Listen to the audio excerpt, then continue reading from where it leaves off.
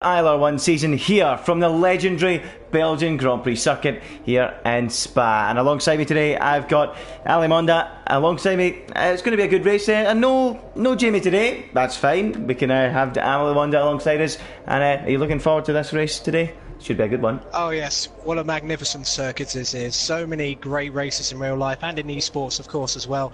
And this is one of those legendary tracks, along with tracks like Suzuka and Silverstone, that you really want to do your best in, and you know, hooking up a lap here is a real challenge, but when you get it done you will certainly have a satisfactory feeling. Yeah, it is really one of the best on the calendar, right up there with the classics, as you say, Suzuka, Silverstone, and of course the likes of Monaco and Monza. But the cars coming out onto the track now, two Ferraris there coming out alongside each other almost on the way down the pit lane, and they are the first cars out on track.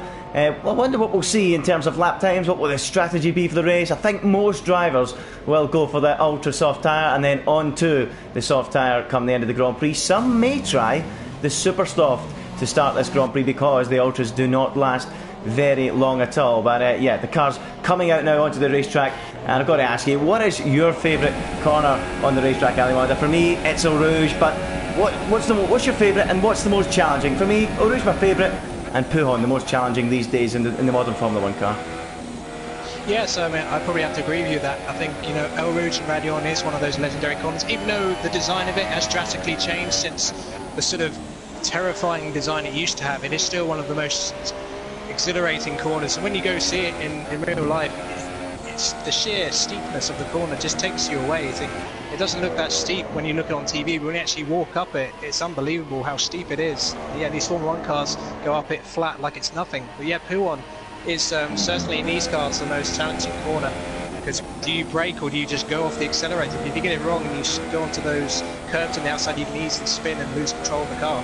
Yep, very easy to run way off the road and then get spat out either to the outside of the circuit or on the inside of the circuit. We've seen that happen many times, but here we are riding on board with Ace of Pace as he winds up for a lap. He was one of the first cars out with his teammate. I think it was Max, who's the other Ferrari? It's Francis in the other Ferrari. So those two, the first ones to get a lap on the board as they come round Blanchimont corner and down towards that bus stop. Big moments in 1998 in Spa. We had Fizzy Keller smashing into the back of another car down there as well, as Ace of Pace then starts a flying lap. I wonder what kind of lap times we will see as Ace of Pace heads out of La Source, then climbing up the hill towards that Eau Rouge corner, which we spoke about already. It is so unique, totally different from anything else you'll see on the calendar. Uphill climb, through he goes, and then through Radion, another area where we've seen many major accidents down the years. And now down that Kemmel Straight, which is actually, believe it or not, uphill. You can barely see it on the calendar.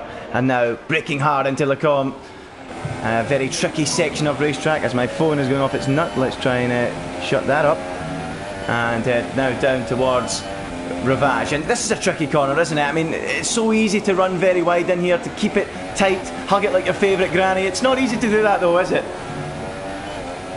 No, I mean, those set corners, it looks like a simple corner, but you have to brake slightly earlier than you would expect, because you can easily slide on the curbs, and if you go out onto those curbs on that particular corner, you can lose at least 3 or 4 tenths straight away recovering the car.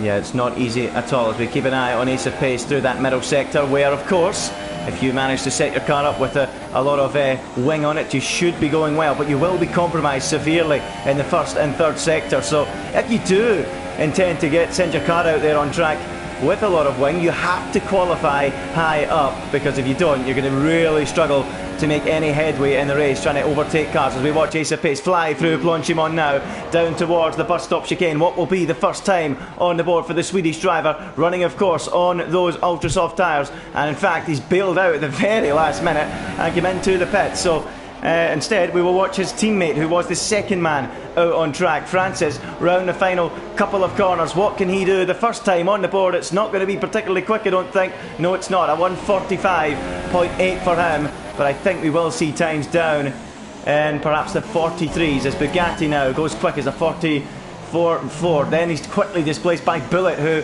has actually been speaking to me during the week, a man who's really struggled in ILR1. He's not managed at all to get any points on the board whatsoever, but he has been practicing this week, so we will keep an eye on that Haas driver. Is he today going to finally deliver, as Michael now goes to the top of the timesheets, just about creeping into the 143s, Ali Monda? Yes, well, interestingly, VS Brady decided to call it a day in terms of qualifying, so he's looking for a different strategy outside the top 10. We have no indication what the weather's going to be, so very unpredictable here, of course, here in the Ardennes Forest. We often get mixed conditions, intermediates, heavy rain, so maybe that's an indication we might get rain from the race. But there's certain drivers out here. The time at the moment, 1:43.999, that will certainly be beaten if we get some other drivers hooking up their lap times. Yeah, that will definitely be beaten for sure.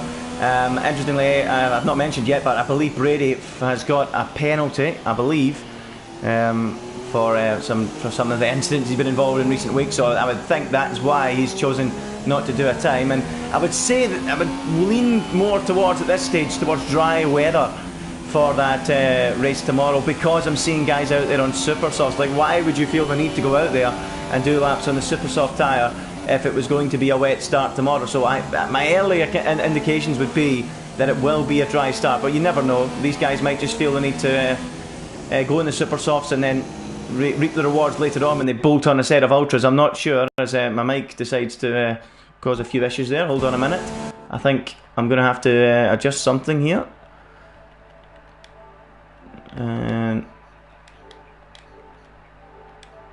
Phone every 2 seconds, so I reckon that's what it might be, mate. No, I don't think so. No way.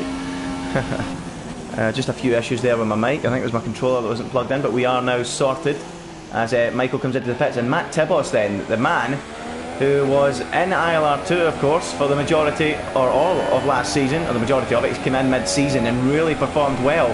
Has now managed to put that Sauber on pole, and by quite some distance. What an effort that is. In fact, there you go, it's smashed by Nowek, 1:43.1, but Matt Tibos for the first lap, that's a pretty good effort from him to go ahead of the likes of Michael. So Nowek now, the German, goes to the top of the timesheets. Matt Tibos second, Michael third, Bullet Pop fourth, Jack Lacey fifth, and it's me sixth. And those two guys on the super soft tyres after their opening runs. Phil Bardwell, he's gone seventh, and who else has not done a lap time? We've got Johnny R95 on track, on one at the moment. Lewis has only gone 9th quickest. That's not like him, but he is half a second up through the first sector on his latest run, and that's quite a lot of time to find in that sector, as Johnny has actually crashed on the exit of Lacombe through Malmedy, and now we go on board with Lewis through Rivage and then down towards the corner with No Name. And as he backed out of this, he's sliding all over the place as Lewis, and up against it at the moment, the World Championship leader, winner last time out, of course. His best time at the screen. Hopefully that'll sort itself out as Lewis heads down towards the Fagnes chicane. Is he on a quick lap at the moment? He is in max fuel. 3 laps of fuel remaining after this. Is he going to complete it, or is he going to come into the pits for a fresh set of tyres? What's he through the second sector? 7/10 down on his current best. So that tells you everything you need to know. He is coming towards the end of this lap and going to come into the pits. But 3.5 minutes to go, and a little bit surprising, the order at the moment, isn't it? Yeah, it certainly is. Well, Novak and Matt, they sort of thought, you know what, screw all this messing about on outlaps, let's actually go put some decent times on board. Those are excellent bankers that they managed there. Well, they're going to be very pushed for time to come back into the pits and put another set of tyres on, as indeed is Lewis as he returns to pit. There's some notable names who's not set of time. I mean, Falcon, we know this season he's at times gone really quickly, and Gunnerman as well, and you know, they're both struggling to get any sort of time on the board. Very easy to get invalidations at certain parts of the track, especially Eau Rouge and Radion.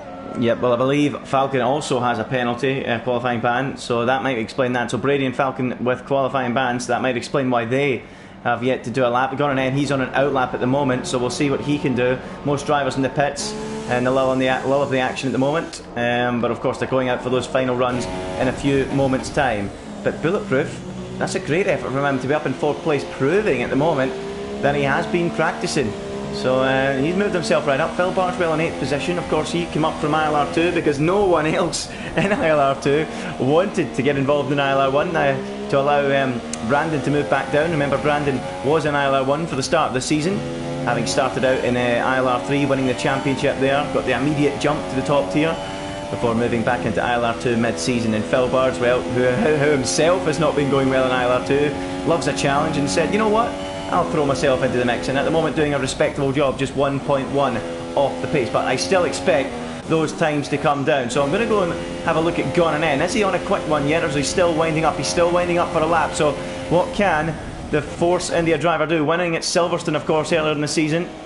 Is he coming in? No, he's taking a really wide line into that final corner to give him the maximum speed across that start-finish line to begin a flying lap. Here goes Gordon in then, across the start-finish line. Nowak on pole, and it will be no quicker than that. 143.1 is the target to beat. It's not going to be a moving target. He's not going to be going any quicker. So Gordon in, heading down the hill towards Eau Rouge, and then immediately climbing up. Look at the camera angles through there, the bottom, the back end of the car bottoming out through there. And now along the Kemmel Straight, over 210 miles an hour when you reach the end of it, and this is where we'll see most of the overtaking, isn't it? Oh, absolutely. I mean, it's a real quirk of this circuit, actually, when you think about it. Even though they're completely different, the setup required here is not that far off what you would need at Monza, because if you put too much wing on, you're going to be a sitting duck at places like Longchamp and the Kemmel Straight. So even though it's one of the longest and shortest circuits respectively, a lot of these drivers will be running very low wings just to make sure they have the best chance of making those overtakes done in those particular areas. Yeah, it is a case of having medium, getting the balance right. It is one of those ones where you can find your rear end slipping all over the place. It's gone in now, throws the car into the Fagnes chicane, and it looks pretty gripped up. But I'm hearing in the group chat that sorry, not group chat, the live chat, that some people are suggesting it might be a wet start. Flexi saying he thinks it might be. So I'm not sure. Well, keep an eye on it. Gordon is actually out there on super softs for his only lap, so that suggests to me that it would be a dry start. Why else would you qualify on super softs? So here goes Gordon through Blanchimont now, and down towards the bus stop chicane, trying to pick the braking point just before that 100-metre board, and round the final chicane he goes. He was flying into there, wasn't he? And now round the final corner, up to the line, Gordon no time in the board so far. Where's he going to go? Onto the front row goes Gordon on the super soft tyre as well. What an effort that is. Well, from a strategy point of view, if there is rain halfway through the race, he's in a fantastic position for the race. Yeah, incredible. What an effort. And Michael has seen the flag as well, and he's only gone 4th quickest. Lickleblocks on super softs goes 5th quickest. So everyone's suggesting rain in the race. Where is Matt Tibos? Can he put the car amongst the pitches and go on to pole position? That would be an incredible thing to see. But Michael, nowhere to be seen. Where's Lewis? He's all the way down the order too, 13th at the moment. So let's try and pick Lewis up. Where is he? He's going down towards Pouon, the championship leader, up against it here as he goes through Pouon now in that Toro Rosso, absolutely flying through there. The car was on rails, and now into the Fagnes chicane. Is he on a personal best lap? Surely he is. He's 1.4 off the pole, way down the order at the moment. Round the final corner in that sector, 31.3 through there. I'm not getting a time against his best, so we'll have to wait and see what it's going to be from him. What about Matt Tibos? What is he doing at the moment? Where is he? He's just ahead of Lewis on the road, so we'll keep an eye on him. It's Nowak from Gordon at the moment, but Matt Tibos into the bus stop chicane. Is he going to provide a major shock here at the end of qualifying? Matt Tibos in the Sauber, up to the line. Where's he going to go? Second, only just second, but here goes Lewis, and he snatches the ball right at the very end when he was under serious pressure, but he delivers, and I believe on the super softs. Yes, on the super softs. Unbelievable effort from Lewis, but very mixed top 10. Lots of super soft and ultra soft runners. So that is a fascinating session we've just had. Wow, what a grid we have for the race tomorrow. But Lewis, you have to say, with the upper hand on those super softs, if that rain is going to come when we think it is, around maybe 10 minutes into that race. So Lewis, super soft tyre on pole, Nowak second on the ultras. Matt Tibos third on the ultras, and 4th for Gordon. Michael was 5th. He's at pace 6th. Cliffy 7th. Lickleblocks 8th. Bulletproof 9th and 10th for ZR Mercedes. A really fascinating qualifying session, and of course that now makes things so interesting for the race. That rain is really going to decide what's going to happen, isn't it? It's all going to depend how early it comes. I mean, it looks very dark. It looks fairly dark already, so it won't really matter for the ultra soft runners if the rain comes straight away, and they will have the advantage at the start, traction off the line. But if it rains quickly, then their temperatures will go down quicker, so the super soft runners will come into the ascendancy. So it's really going to depend how quickly this rain comes. If it comes, beyond the range of those ultra soft tyres, then the super soft runners are going to be sitting pretty. Yeah, they sure are, and that's what we love to see. We like the mixture of strategy. I mean, you come into this weekend thinking one-stop race, simple, ultra to soft, but the rain mixes it up. Everybody's looked at their screens and panicked and thought, okay, what do I do? Ultra, super, and as you can see, you've got a full-on mixture there, and that might explain why we've got Matt Tibos up in the top 3. So here we go then, the formation lap about to begin, and again we can give you a quick rundown of the tyre choices, and those outside the top 10 as well, they've all got the opportunity to pick whatever they want given what the weather says. So they've had a full day basically to decide what they can do. So they'll have another look at the weather before the start of the race and then decide what tyre to go on. So I'm quite interested to see what they've done, and a lot of them outside the top 10 have gone for the soft compound, so that might suggest the rain's coming later, even later than maybe the super soft tyres, but we'll have to wait and see. Remember, Lewis on pole, super soft. Nowek second, Matt Tibos third, both on ultra soft compound tyres. Gran is fourth on the super soft.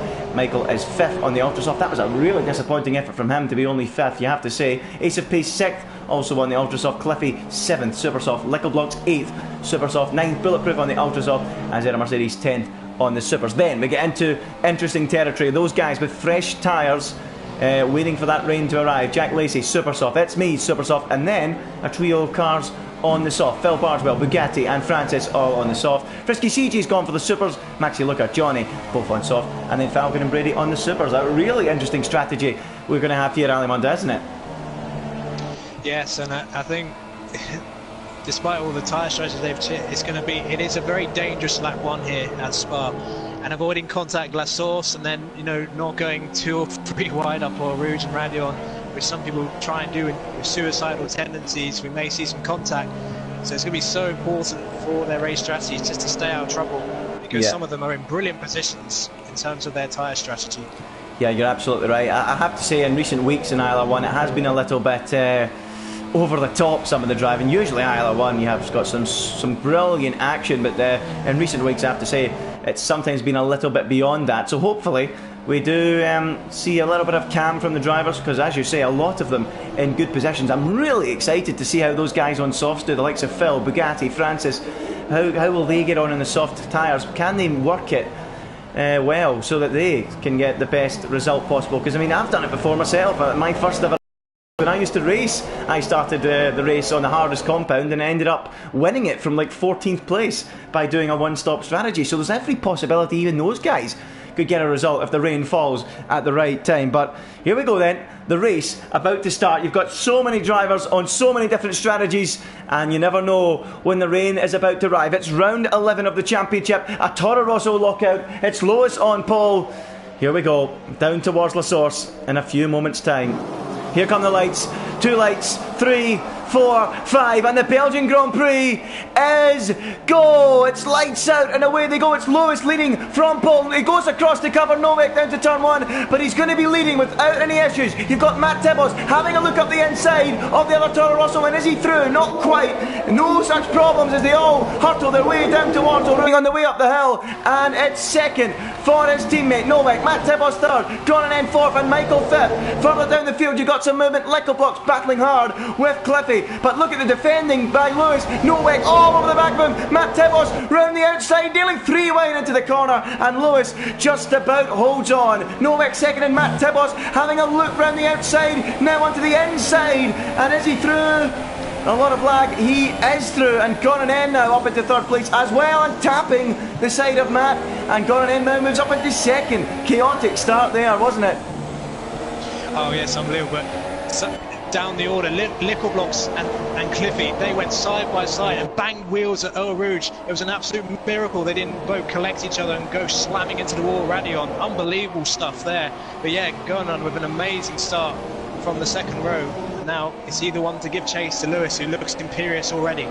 Yep, well, it's a perfect start, of course, for Gran. He realised he had to get himself up towards Lewis, and of course he is on the super soft tyre, is Gran, so that will help him a lot in the chase of Lewis, and that will really hurt the ultra soft runners. We've got a lot of lag in this screen. Hopefully that can sort itself out. But Matt Tibos third, with Nowek fourth, Ace of Pace fifth, and Michael in sixth, all running on those ultra soft tyres. So already the top 2 breaking away on those super softs, and that will only get bigger and bigger as these ultra softs begin to wear. But we're all, of course, awaiting rain. We are expecting rain at some point in this race. When will it arrive, and who will it favour? Will it favour those on the ultras, those on the supers, or those on the softs? And a lot of cars dropping down the order. We've got Phil Bardwell dropped down several places to the back of the field on soft tyres. So maybe the soft runners really struggling at this early stage as Lewis leads up the hill.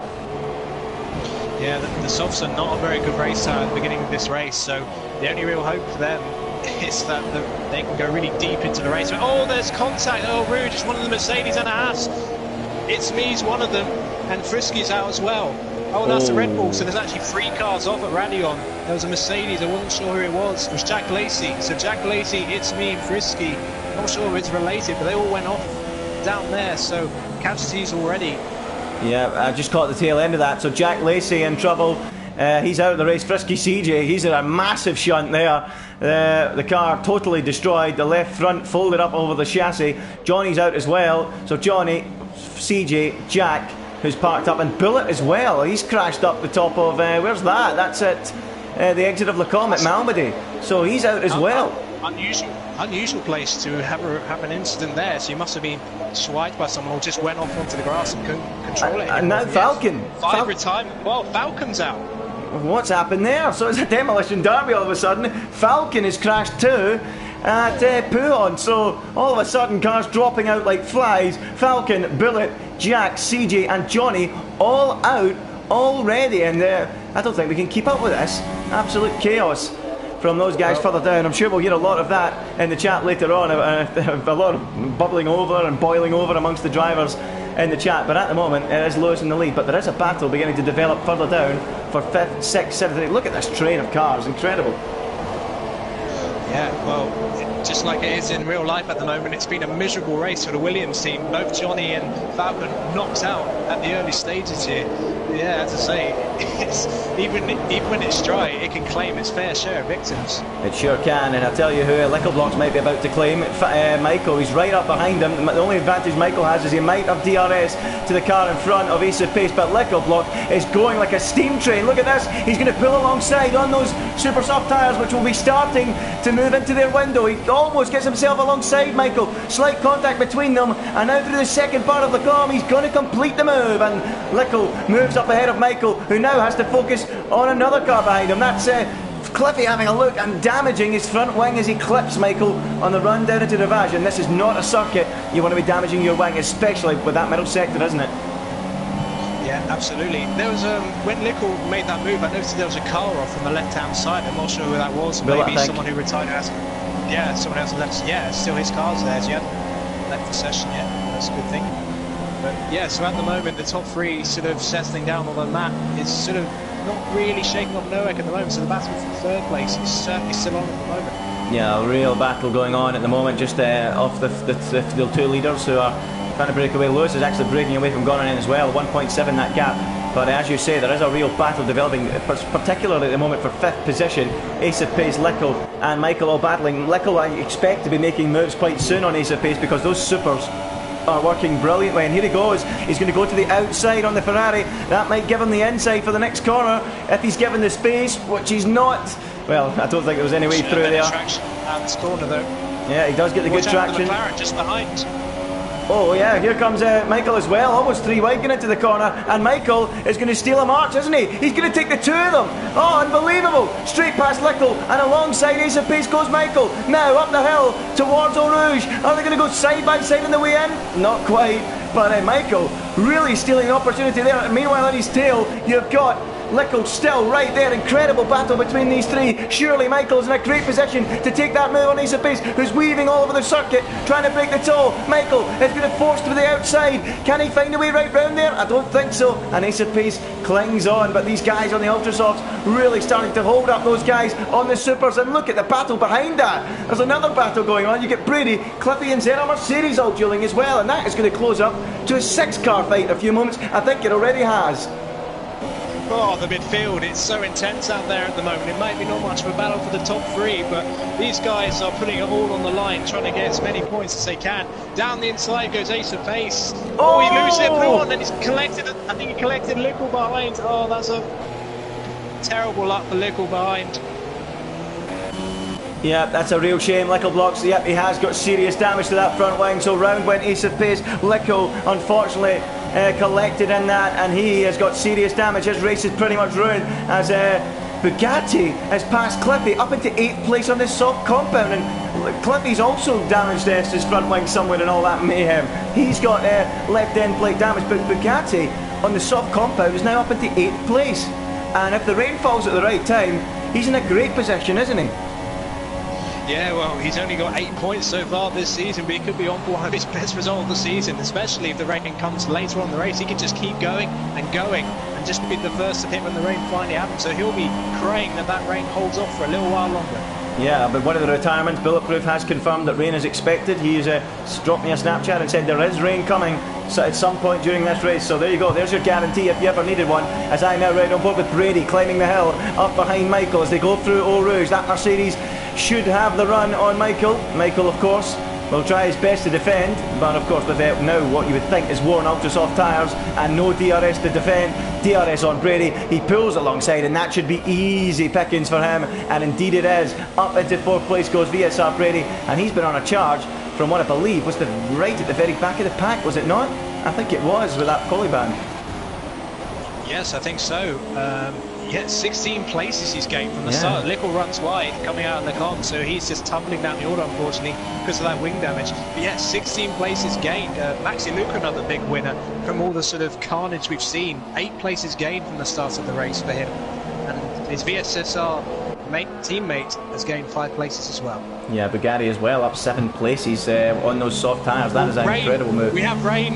Oh yeah, there it is. Looking out the commentary box window, spits and spots falling on the window, spits and spots falling on the cameras out on the racetracks, and the brawlies are going up all around this Spa-Francorchamps circuit in the grandstand. So, who's going to blink first? Who does this favour? I would say those on the super softs are going to enjoy this quite a lot. I do not think the ultras will stretch far enough for this to work, and I would think the super soft runners are in the best position. What would you say? Yes, well, the transition here, though, I do find can be very quick here. So I wouldn't be surprised if, because of the sheer length of the lap, the DRS is disabled, you know, before they even complete the next lap. So they got to look out there. Some of these drivers might gamble going slightly earlier, because look, the rain is already falling fairly hard. And even Lewis really struggling over Radion just then. Well, okay, well, I'll keep an eye on Zera Mercedes and Michael as they climb the hill. They're about to be battling as well, so they might struggle through there. Thankfully there's no issues, but they do say when the track is damp, the harder the compound of dry tyre you have, the faster you go. So for this transition period now, I would say if you're on super softs or softs, you should have an advantage, and there's the proof in the pudding. Michael runs wide, and Zera Mercedes on those super softs flies past him and up into 5th position, and Bugatti on softs is going to be nibbling at his heels as well very soon. But yeah, that's what they say, the harder the compound in these slightly damp conditions, the better. Yes, absolutely. Well, the harder compounds don't require quite as narrow a temperature window, so that is exactly why they work. So those starting in ultra softs, if they haven't pitted yet, they'll be struggling so much now. And Matt is a great example of that. He was fairly close to going in front just a few seconds. Now he's dropped 5.5 seconds behind just in the last couple of laps. Yeah, really dropping off on those ultra soft tyres, not an ideal tyre to be on. And look at Bugatti, look at that, 2 stages harder his tyres than Michael. The soft against the ultra, and it's proving to be so much better. He's closed about a second in a sector here, and he's right onto the tail of that McLaren car. But not only that, the ultra softs are shot to pieces. Not only are they slower in damp conditions, they're also shot to pieces because they're bringing it on them for 6 laps, and they only last around 6 laps. So will Michael feel the need to be pressured into an early pit stop here? Let's have a look. Matt Tibos has been felt the need to. He's come in. Michael carries on. Bugatti's come in on his soft tyres for a pit stop. So is this early or is it the right time? So Matt Tibos is in, but I would feel that Matt's come in purely because his ultras are short. I don't know what you think. I mean, 7 laps of the ultra softs, especially when it's sliding so much because of this this incoming rain. I think he had no choice. I'm surprised Bugatti came in though. Yeah. Unless he had damage. No wing damage. So yeah, it's just maybe he thinks this is the right time. Hopefully he hasn't listened to Jeff. He's not very reliable to listen to when it comes to these conditions. That is for sure. Yeah, Jeff's not the greatest, is he? He's a bit of a nightmare. But he wasn't the only one though. 5 others came in, so 6 drivers in total. had come into the pits there. That was Matt Bugatti, who's actually went back out on super softs. What's he done? Oh no, Bugatti's got it all wrong. Not selected the right tyre and gone on to a set of super softs and ruined his race. I don't believe it. Oh, it's so frustrating. Unbelievable. What on earth's happened at Renault? Well, at least they found the tyres with just the wrong ones completely. Unbelievable. Oh, I don't think Bugatti will be a happy man at all. I really don't think he will. And unfortunately, his race has been ruined by that. But yeah, 5 others have chosen the intermediate tyres. We're going to keep an eye on Matt. His gap to Nowek is currently around 3.2. Is that going up? Is it going down? Evidence suggesting it's around the same, going up actually 3.3 and climbing 3.6, so it's not time for a set of intermediate tyres. As we suspected, Matt was forced in because of the condition of his ultra soft tyres, but I say that, Michael still going on his ultra softs. Will he come in this lap? Yep, the race leader's in, and Brady's got a Songo penalty for exceeding track limits. That must have been a Blanchimont, so that's going to really wreck his race. And Novak has actually pitted already. He couldn't get the ultra softs to last. He had to pit a couple of laps ago, so he's got to pit again. So Matt will go ahead of Novak for sure. Yeah, Novak's had an absolute nightmare as Michael comes in, and the soft runners, Maxi Luca and Phil, in fact, really close to the pit lane entrance between Phil and Novak.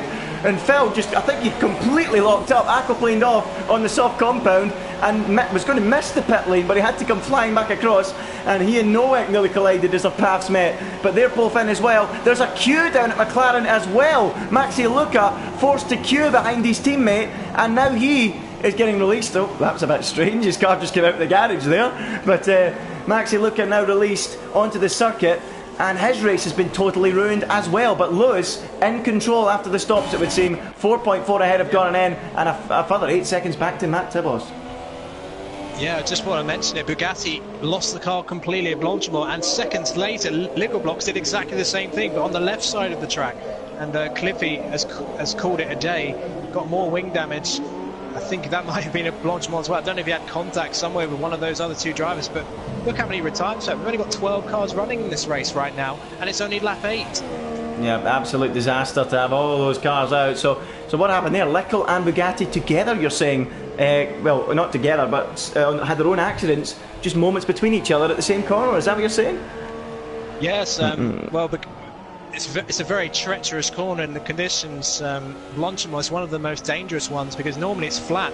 If you put a bit too much throttle on, those curves are very dodgy indeed. And Bugatti went off, and then Liquid Blocks just in sympathy went off a few seconds later. I don't think they were near each other in terms of having contact. I think it was separate incidents.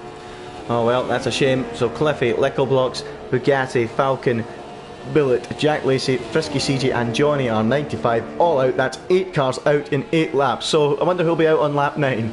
If we continue at this rate, we'll have no one left. We'll have -2 cars left. So not good at all. As Gornanen's really dropping back now. 6.1 seconds between him and Lewis. Phil just on the fringe of the top 10 now, in 10th position after starting on softs. Nowak down in 9th now. As you say, he had to make that early stop and then had to come in again, so not worked out at all for Nowak. I'm surprised he never tried to stretch it the way Michael did, the way Matt did, so it's a bit of a shame for those two, isn't it? Oh! Phil into the Blanchimont claims, and yes, another victim. Half his left wing on. It was a miracle he didn't lose his front tyre, but he's going to have to come in for a new wing. So that's probably cost him a point score, at least at the moment, but who knows? We're probably still going to get more retirements at this rate. Well, we nearly had another one as we start lap 9. We nearly had our next retirement there, but unfortunately we did not. As I now pick up Michael, who's the closest to a battle on track at the moment, as he hunts down VSR Brady, who, remember, started right at the back of the field. So let's see what he can do. Is he going to hold on to that 5th place as Phil and it's me maybe quite close on the pit exit? Is Phil on his way out yet? Not quite. And it's me is up into 11th and drops Phil down to 12th, and Phil's rude awakening to ILR1 seems to be continuing as they go through Ravage. Michael and Brady in these damp conditions. I wonder if it's going to get any worse, these conditions, or it's going to remain intermediate conditions all race long. We'll have to keep an eye on the weather forecast. But 12 runners left after just 9 laps in. I have to say that's a bit of a shame. It really has taken the gloss off the Grand Prix a little bit. There's gaps forming everywhere on the track, apart from 5th versus 6th. Brady against Michael. Are we going to have a little bit of a battle here? It certainly looks like it over the next few laps, doesn't it? I think so, yeah. Front end grip really struggling on Brady at the moment, so Michael's taken half a second out of him on this lap alone, so I think we're going to get a nice little battle between them. I don't think it's going to last very long if Brady keeps sliding as he is at the moment. Yep, Brady on a charge, and I think not too far up the road from that, Michael on a charge, not too far up the road from that is ZR Mercedes, so 2.2 seconds ahead of this little battle, so perhaps Michael has got his eyes firmly fixed on climbing up into maybe 4th place after he can deal with Brady, but one at a time as Brady runs deep into the bus stop chicane, and Michael certainly looks like the man on the move at the moment now, down to 3/10 as he crosses the start finish line now. Remember, in damp conditions, no DRS, and we've got a yellow flag. Why is that? Francis was going... It's Maxi Luca. Yeah, Maxi Luca. Maxi Luca, he's lost half his wing just before the bus stops. He must have hit the wall on the left-hand side of Blanchimont, so yes, again, another car going a bit too quickly for him, Blanchimont, and just, you know, bye-bye. And so he's going to have to do another lap and get his wing changed, so... Still might be points on for the likes of It's Me and Phil if people get crashing like this. Yeah, there's every possibility. That's why you should continue to the end. And well, 8 drivers have decided not to. Well, some of them have decided not to after poor starts. Some of them have just been forced retirements by bouncing off barriers and ripping various components off their cars. So here we go. Look at this now. Brady gaining even more on Zeno Mercedes as Maxi Luca retires, presumably. Easy enough. He's crashed as well up at Radion, and so another car out. That's 10 laps, 9 retirements. They're mounting up now, aren't they? Yeah, it's going to be quite an expensive repair bill for the teams at this rate. I mean, some of these drivers are pushing far too hard given the conditions. Yeah, a lot of them are. As we now watch Michael go side by side with Brady down towards the Fania chicane. Is he going to go around the outside through there? Not quite, and he remains stuck behind him. So Michael unable to find a way on Brady as they continue to try and stalk ZR Mercedes up in front. Lewis leads now by almost 10 seconds. The championship leader looking to extend his advantage. Gone in second. And Matt Tibos putting in a fine show, potentially a contender for driver of the day, to be going so well in the top tier. That's what the ILR aim to do. Get guys up from the bottom tier, bring them all the way up to the top tier and make them competitive, and that's exactly what Matt Tibos is a good model of. Joined ILR2 last season, showed he had good pace, and now mixing it near the sharp end in ILR1, so doing a good job, isn't he? He's doing a great job. I mean, he is in a position to get a brilliant podium today.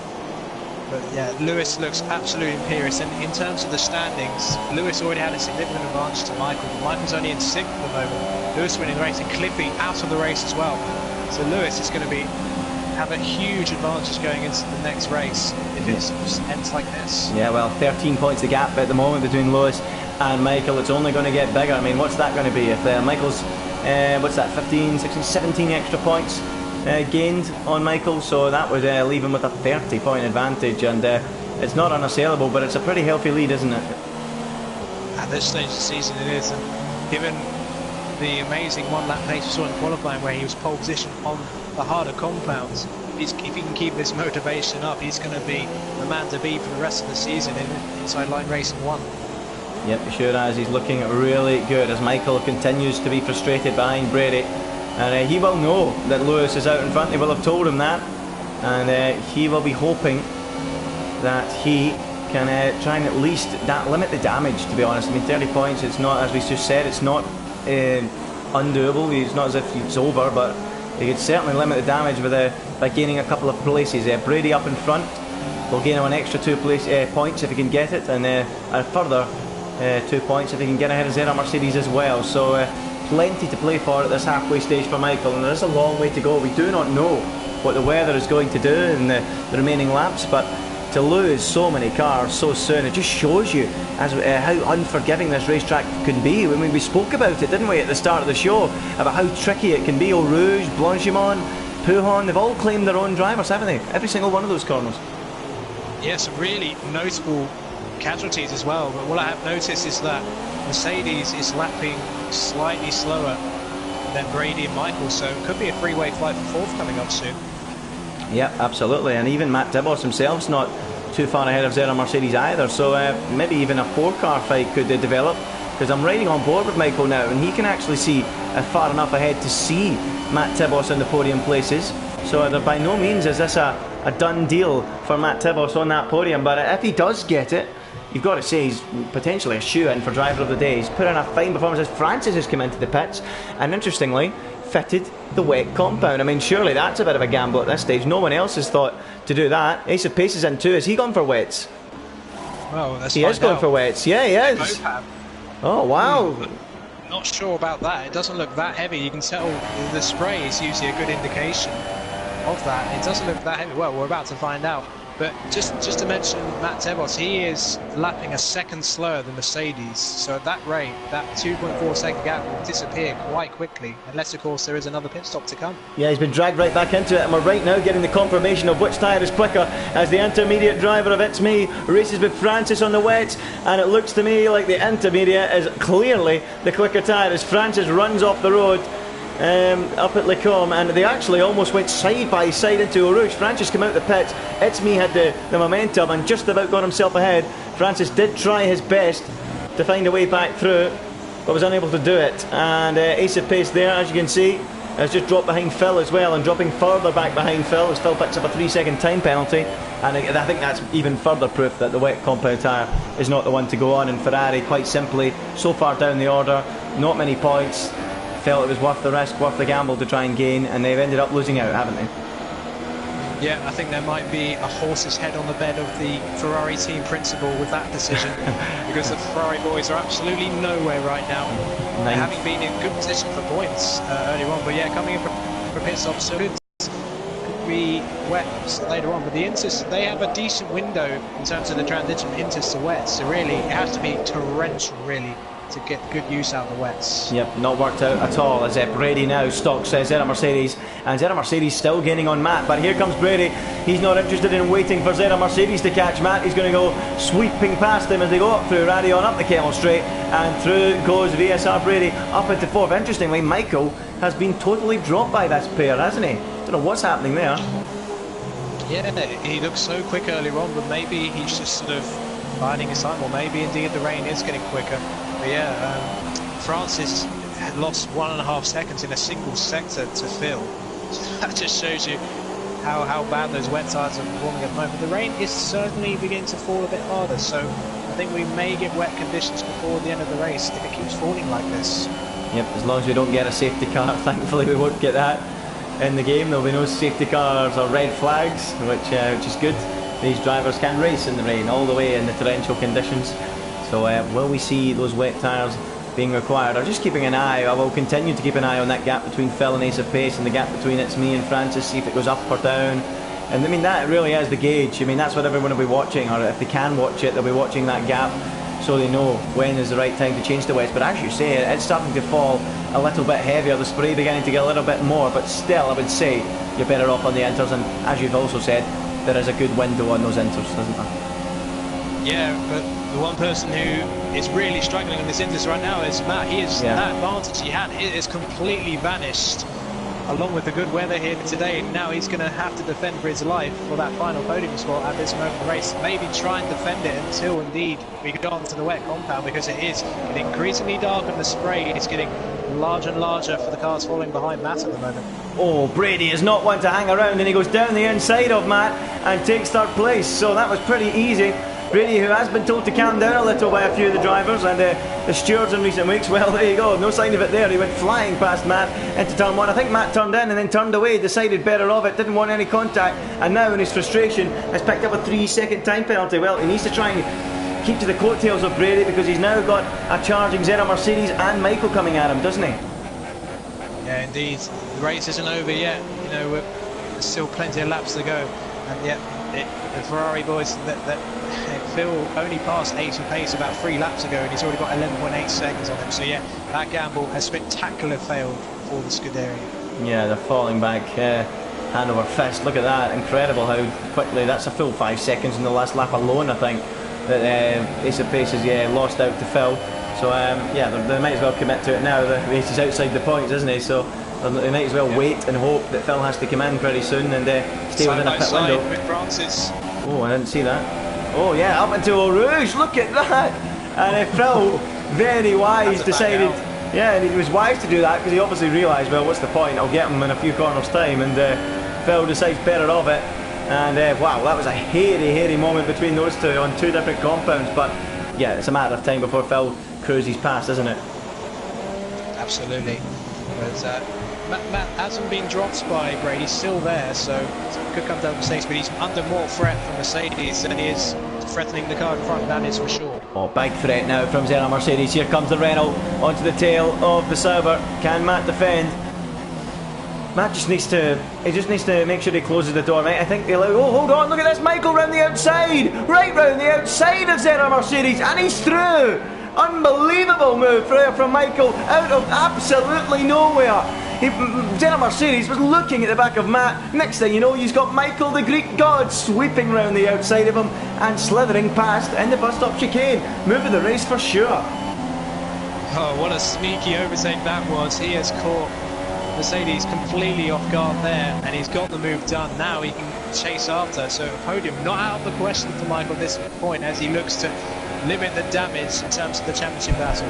Yep, and Phil's now got himself past Francis as well. He's found a way through, but I think that rain is getting heavier and heavier because it wasn't exactly simple for Phil. It's taken him a good full sector and a bit to get past Francis, so maybe that rain is starting to favour those wet tyres a little bit as Phil struggles his way through the bus stop chicane and remains ahead of Francis, but Francis isn't exactly falling off him very quickly, is he, anymore?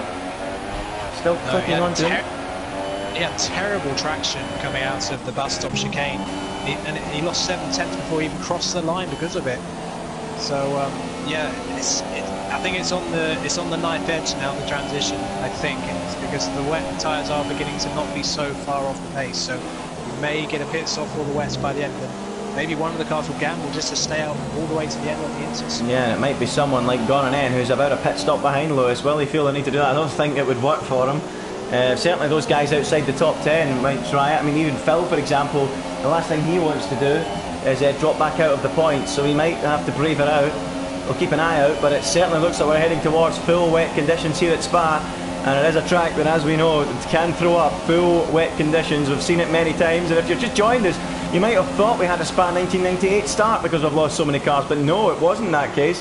We lost so many cars due to various incidents at various points during this Grand Prix. Johnny out, CG out, Jack Lacey out, Bulletproof out, Falcon, Bugatti, Lickle Blocks, Cliffy and Maxi Luca all out of this Grand Prix as we now go on board with Michael right behind Matt Tibos, whose podium hopes have slowly faded away, which is a real shame. I'm disappointed for him. I'm not meant to be biased, but there's one man out there that really deserves a podium. It's certainly Matt Tibos.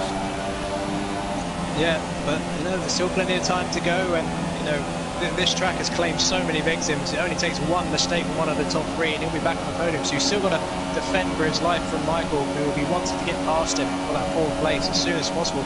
Although Matt had pretty good straight line speed there, even with the slipstream. Michael couldn't get close to him, although people have left the session, so maybe the slipstream isn't as active as it normally would be. Yeah, just with so many people leaving, I would think the slipstream is totally void, in fact, so I wouldn't think there is any.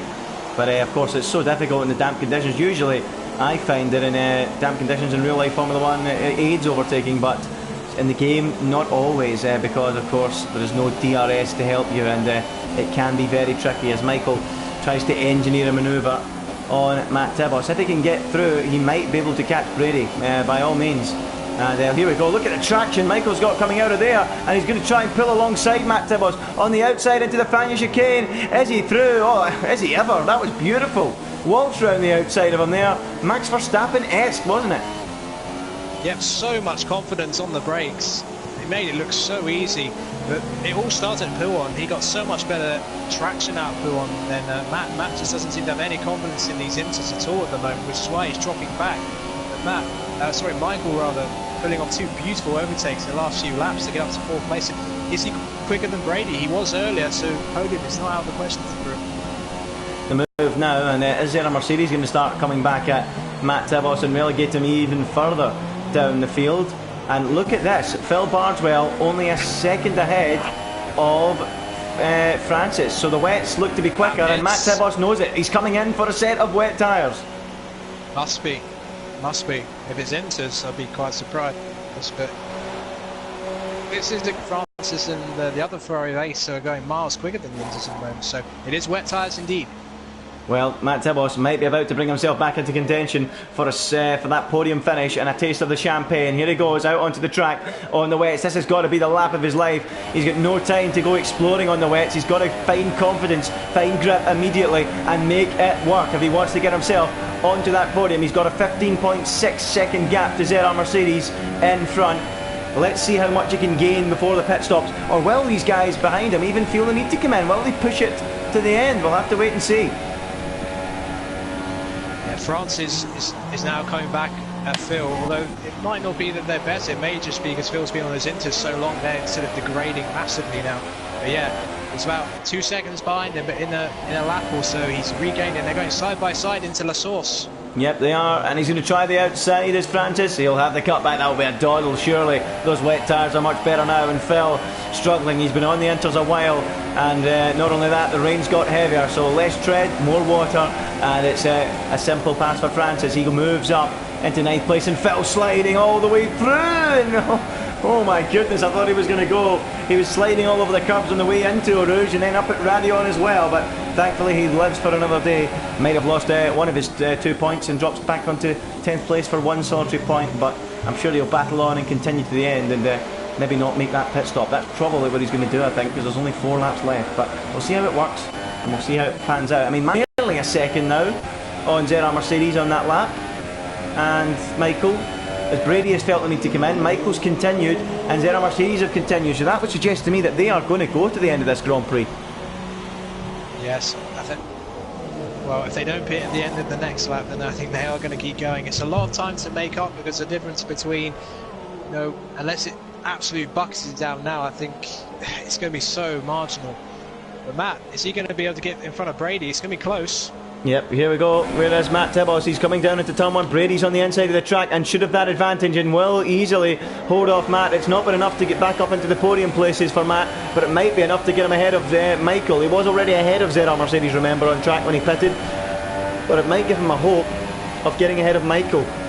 But we don't know if Michael's going to come into the pits. I mean, Brady's only 11.5 seconds behind ZR Mercedes now, so there you go. I mean, are they already too late?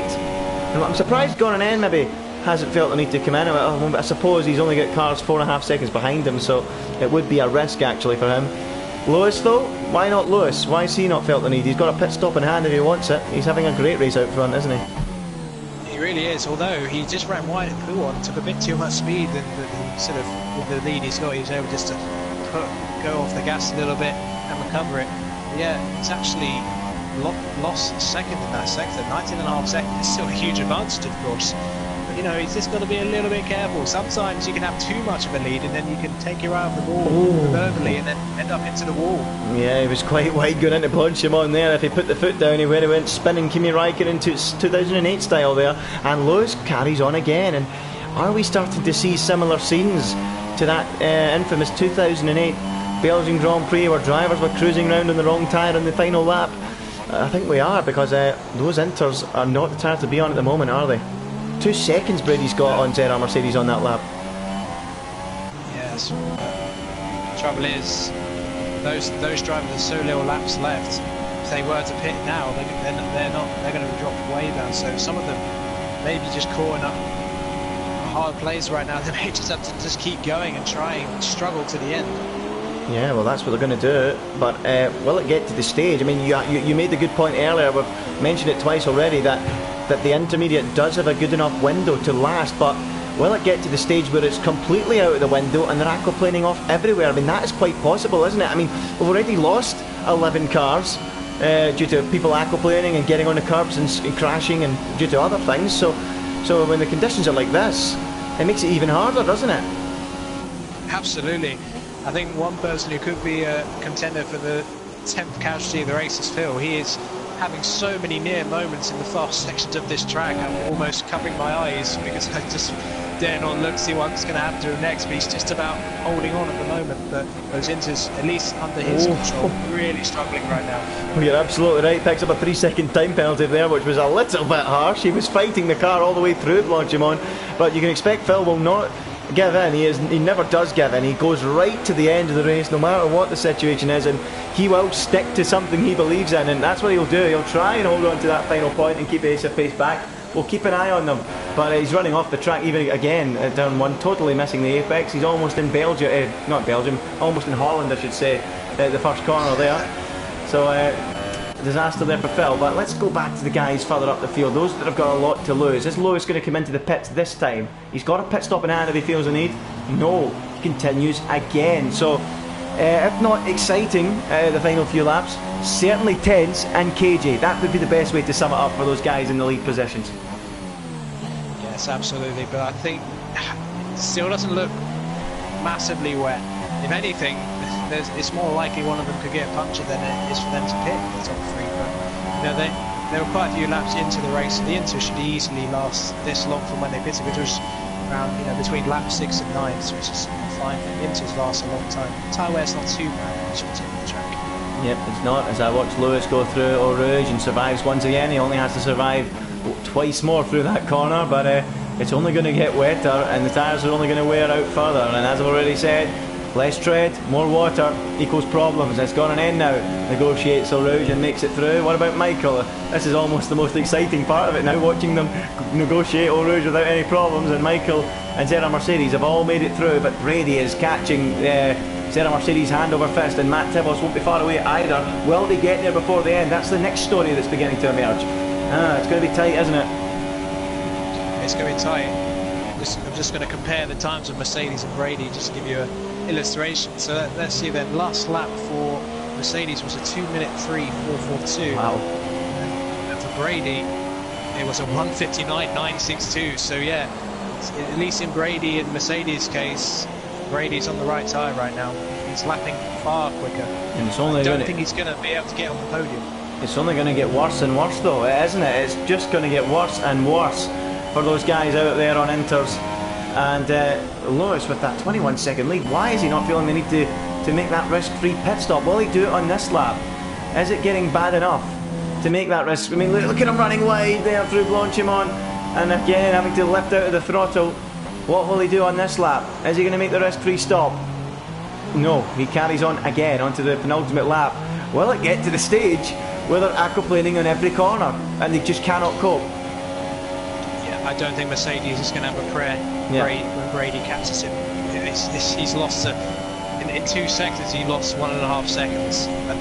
Unless he can somehow make his car double the width it currently is, I think he may as well just let him by and just take the points, because I don't think there's going to be much point defending this. Yeah, if you can let him by and then try and hold off Matt, but even that's going to be a tough call. Brady will be hoping to get past Mercedes quickly to then have a go at Michael in the remaining 2 laps of the Grand Prix. Across the line goes VSR Brady, and Zera Mercedes somehow got second wind coming out of that final chicane. I don't know how he managed to get such a run down the straight. I thought he was going to be finished by the time they got to turn 1, but no.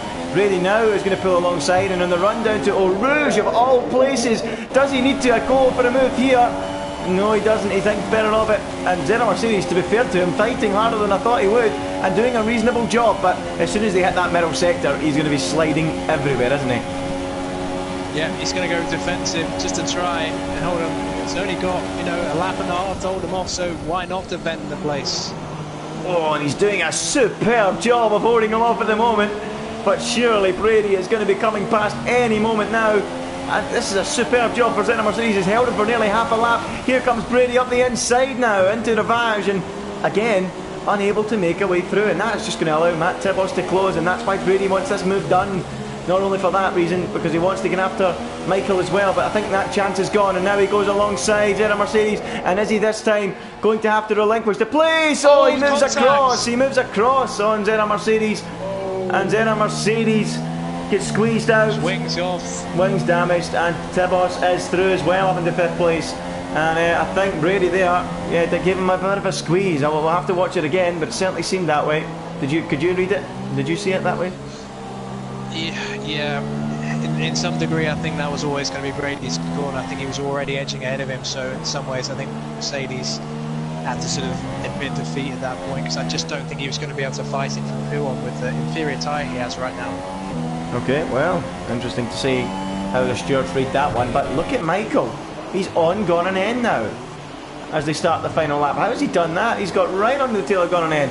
Clearly, he's looked after those inters better, or just drives better in these conditions. And interestingly as well, has that rain abated a little bit? I think it has. It's not raining as heavily as it was either, is it? No, it's not, but Ace of Pace, I think this is just purely because Phil's tyres are gone. He's been sliding around so much. Ace of Pace has regained pretty much 13 seconds of time in recent times. Maybe Phil made a big mistake somewhere, but the battle of the final point is still on. And indeed, the second place on the race. Yep, both battles hotting up, and is Ace of Pace going to get past Phil?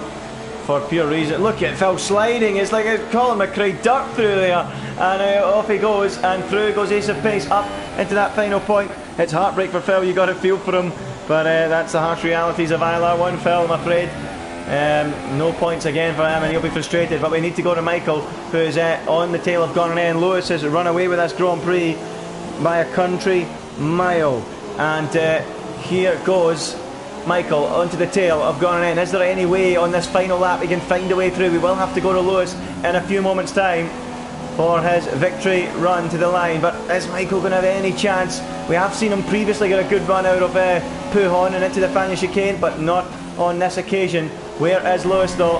Here he is, running through Blanchimont. He's going to extend his championship lead from what is 13 points to, at the moment, 23 points, unless Michael can do something about Gran. But it's been a dominant display from the Toro Rosso driver. He started on the super softs, moved on to the inters. It was the right decision on strategy, and he brilliantly wins and dominates the Belgian Grand Prix. But who is going to be second over the line? It's going to be Gran or Michael. Michael knows this is crucial for the championship. He needs to make a lunge, make a move. Is he going to do it into that final chicane? It doesn't look likely, but Gran a little bit deep. Oh, look at them, they're banging wheels through there. Michael's shoving himself alongside.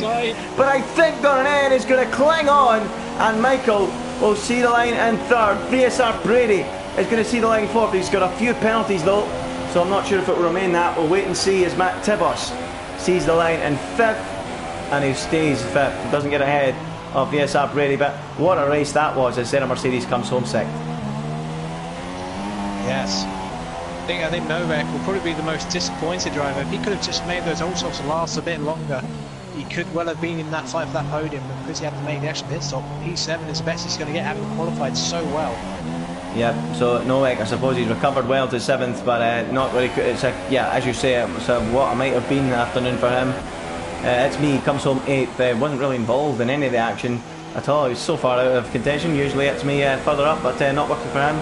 PSR Francis is going to be 9th, and Ace of Pace are going to be 10th, so they are going to collect some sort of consolation, aren't they? So they're going to get points down at Ferrari after all, but it's not at all what the Scuderia would be wanting, is it? 2 points for 9th and a point for 10th. That's a disaster this weekend. Yeah, not good at all. I mean, in terms of Constructors' Championship, I don't think those two drivers are going to really be in contention after that result. They're so far behind Red Bull, McLaren, Force India and Toro Rosso. Toro Rosso have had a really, really strong weekend, even with Novak's problems. So, you know, they already had a huge advantage going into this one. It's going to be even larger after this race.